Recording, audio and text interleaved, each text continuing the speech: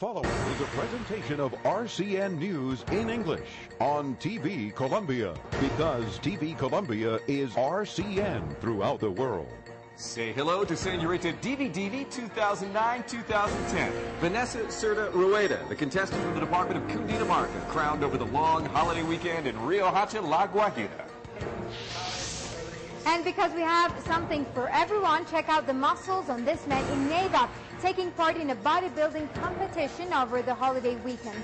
The contestants range in the age from 18 to 60, and the winners were from Cundinamarca and Valle del Cauca. They got a trophy and a year's supply of bodybuilding vitamins. It was a holiday weekend of beauty queens and beef cakes. But today, Colombia heads back to work. So let's begin with a fast roundup of Colombia's top stories for this Tuesday, October the 13th. Residents of Guadra thought it was raining gold. Turns out it was something else. Colombia's indigenous community on the march near Cali. Soccer fans get rowdy in Santa Marta. And Buenaventura Sport welcomes its biggest visitor ever. But we begin in Guadras, Cundinamarca, where residents were believing it was raining gold over the last couple of days. All weekend long, people were in the streets picking up tiny nuggets of what they thought was Colombian gold that had fallen from the sky. But there is an explanation for everything. A local jeweler examined the rocks and determined they were actually tiny pellets of lead. And so many people got excited thinking they had just struck it rich. At this point, no one is quite sure where all the lead came from. Some say it might have fallen off a truck. Others say it might have been planted as a prank. Orange flames filled the night sky in Medellin early Tuesday. Fire breaking out at a Cohibius warehouse in the northwest part of the city.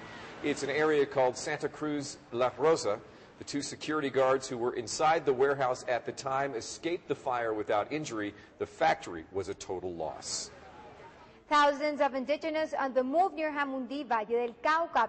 They're demanding the national government provide their communities with more protection due to threats and violence from guerrilla fighters. In recent months, there have been several reported massacres of indigenous in the southwest of the country in what's described as land grabs by the FARC.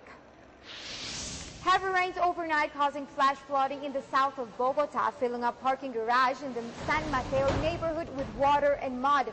At least a dozen cars suffered water damage.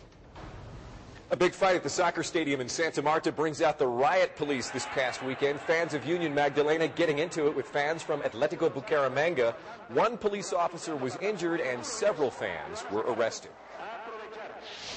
The Port of Buenaventura has increased its cargo capacity thanks to recent expansion and of facilities and dredging of the main shipping channel. Over the long weekend, one of the biggest container ships to ever visit the port arrived to pick up cargo. It's called the MSC Egypt, and this ship can carry up to 5,500 cargo containers. That's our report this Tuesday. Your comments are always welcome. Just click and contact us at our website, colombianews.tv. I'm Natasha Shea. And I'm Brian Andrews. We'd also love for you to send us your prettiest pictures of Colombia, and we'll be sharing them with the world on our Capizote changing websites. In the meantime, we're going to leave you with pretty women in Girardot, a popular getaway about 2 hours from Bogota with steamy hot weather. Over this long holiday weekend, the city selected its beauty queen of tourism. Her name is Catherine Xiomara Renfo Hernandez, and she is from Girardot's Sucre neighborhood.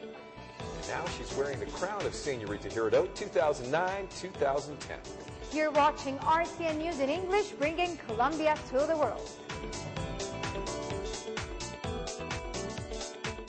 I don't know what's coming over me.